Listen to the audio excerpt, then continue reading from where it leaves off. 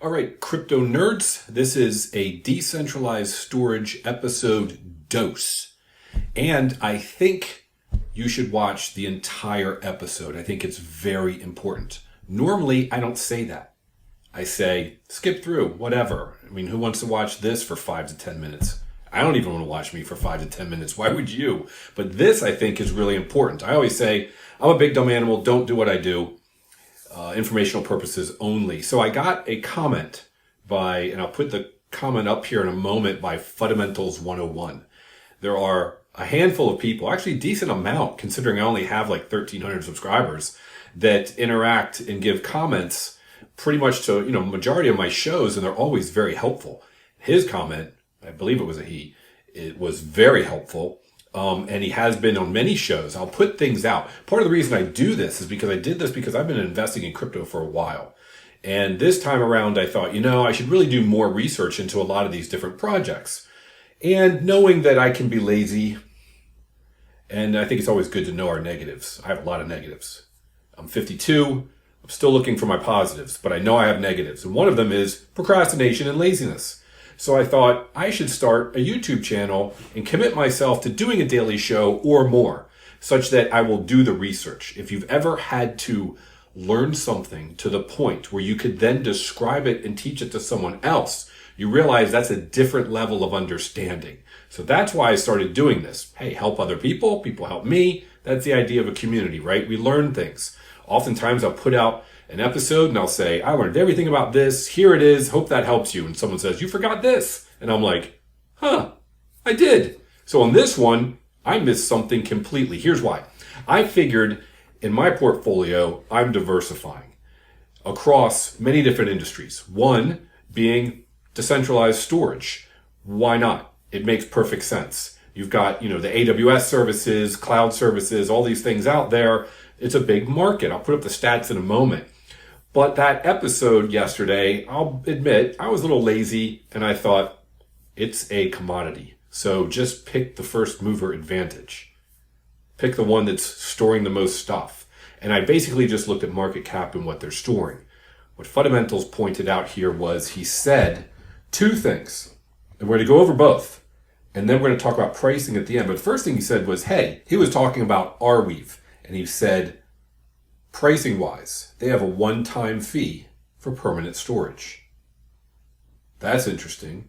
Also, they're introducing their supercomputer, which brings them into the AI space as well, and they have a new token to be airdropped to ArWeave holders for that supercomputer. And I thought, It dawned on me when I was doing that episode, and I said, look at the market cap of Filecoin, which was like 2-point-something billion, and ArWeave was half of that, 1-point-something billion. Yet, Filecoin was storing like 14 times more data at the moment than ArWeave. And I thought, good grief, ArWeave is just either Filecoin doesn't have a high enough market cap, or ArWeave's is too high. I don't know. Anyway, I thought that's really odd. Well, I should have dug in more, because I think the reason their market cap is higher is because of things like this. Interesting pricing model, but this supercomputer, which we'll talk about in a moment, is fascinating. So first, let's talk about this market opportunity itself. Here's the basics. It appears that the global storage market is estimated to grow to nearly 800 billion by 2030. And the report I saw said that centralized players like Amazon Web Services, Google Cloud, Microsoft Azure, they have at the moment, about 66% of market share. So that's a huge market. All right, so setting the stage, the market's big, the opportunity is great, even if we're just talking about a commodity. But these are coming at it a little bit different. First, and we're only going to look at Filecoin and ArWeave. The other two were much smaller in market cap. Just going to focus on those. I like to take a little more safer bets, if you will. Larger market cap, that sort of thing. So with Filecoin, here's something that's interesting. This is the Filecoin site. They've got their Filecoin virtual machine. The ability to run smart contracts. The Filecoin virtual machine is a runtime environment for smart contracts, also called what they call actors. So they're bringing programmability to Filecoin. So it's not just a storage commodity. It's not just a CDN. They're also providing smart contracts using what they call their Filecoin virtual machine. Then they have what you call Storj, which is their product. Essentially, it's just their way of making it easier to interact with the Filecoin network and store your data, that sort of thing, sort of like an Amazon S3. So they've got this whole front end tool and suite of products to make it easy to use the Filecoin network. Okay, I think that's a big plus for Filecoin. One, make it easier to use, but we're still talking about just storage. But the EVM, the FVM, which is essentially a play on EVM, makes perfect sense. And that kind of puts them in a little broader of a category in terms of the solution they're providing. Okay, that's Filecoin. ArWeave. When I looked around, we came to AR.io. Now, AR.io is very similar to Storj. So what Storj is to Filecoin, AR.io is to ArWeave. First permanent cloud network. They've got these, I guess, little quests you can do that you can earn. I think it's called EXP. And you might be able to use that EXP for things in the future if you want to learn about their system. It's not a token, but you might get some airdrops and things based on how much of these experience points you get by doing these little quests. And these quests will help you learn about the AR system. Okay, that's interesting. But that's not the new coin. They've created what they call, and I'm going to put a link to this webpage because it does a great job, the AO token. It's not public. It's something that you will be earning if you're holding AR tokens, ArWeave. So if you hold AR tokens and they say you can hold it in a centralized exchange, but you may have to contact them to get your tokens, probably a pain. So best to put it in something else. You can go to the AR Connect. I'll put a link to AR Connect as well. It says you can manage your AR and you can essentially receive these AO tokens. And the people who are holding the AR will receive AO tokens, some kind of a pro rata, depending upon how long you've had it and how much you have between now and when they go public, I guess sometime next year. All right, great. So what is the AO token? Well, they're creating right now, the reason they're not live is it's a test net. It hasn't moved to the main net yet. And they're creating what they call a supercomputer. It's not your traditional supercomputer where you'd have one powerful computer. What they're doing is basically, in big dumb animal speak, they're chain link, pulling together a bunch of computers to utilize them as if they're one, almost like one big virtual machine, so that all of those together create one incredibly powerful computer. Why would you be doing that? Well, they're moving into, I guess the idea is the ability to not just have the storage layer, so to speak, with AR, but also the compute layer with AO. So now we're talking about large language models in AI running as smart contracts. So this sort of answers the question. We've got one more thing to talk about, which is pricing.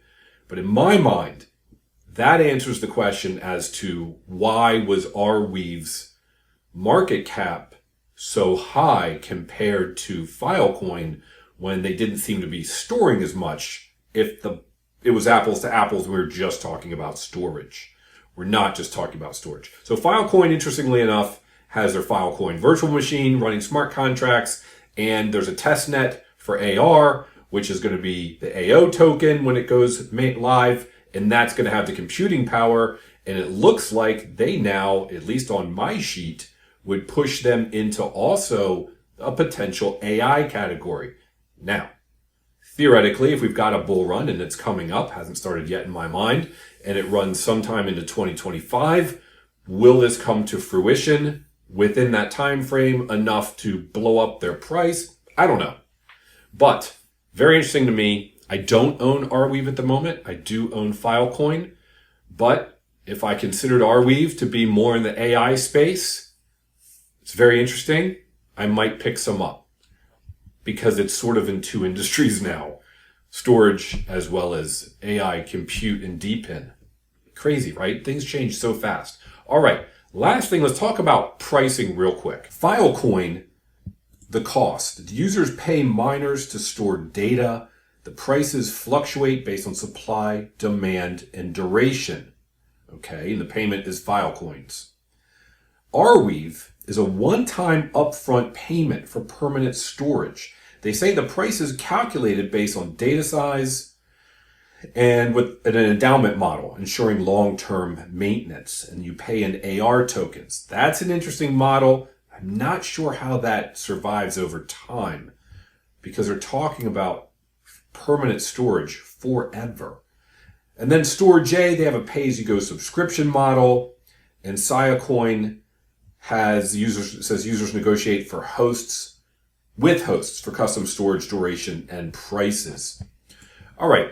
So the one thing I didn't go over the last time was going over the pricing, because there is a difference there. There's a big difference between the Filecoin pricing and the ArWeave pricing. And that's just if we're talking about decentralized storage, somewhat of a commodity. But it looks like these two are branching out, and Filecoin's going with smart contracts on the Filecoin virtual machine. And the ArWeave is going after this supercomputer, if you will, with those AO tokens to be live when they have a mainnet. So with that being said, what would I do? Man, I'm holding Filecoin. I'm going to continue to hold it. I might pick up some ArWeave and hold it to earn some AO tokens. I'm not really sure. But these two, considering they're branching into other industries, I have no idea where the pricing is going to go. We'll just have to see. I wish I had something for you. At least you've got some information and you can hopefully make a better decision when you're deciding what to purchase and what to hold. Have a great day. As I always say, I hope we can make generational wealth together with crypto. Thanks for watching, and thank you for everyone who leaves comments. Please, if I forgot something, tell me. I have a thick skin. I don't mind. You can even start the comment with, hey, big dummy, you didn't talk about this. I don't mind. The more we learn together, the better we'll all be. Have a great day.